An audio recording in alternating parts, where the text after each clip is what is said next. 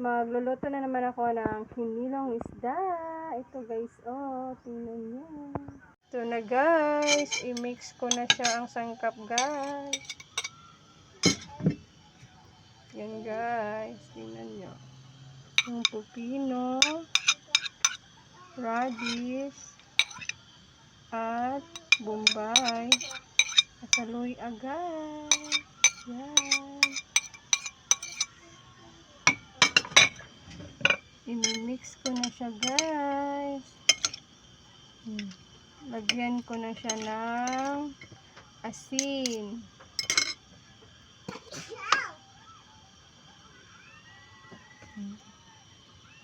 Tsaka yung sarsa niya guys.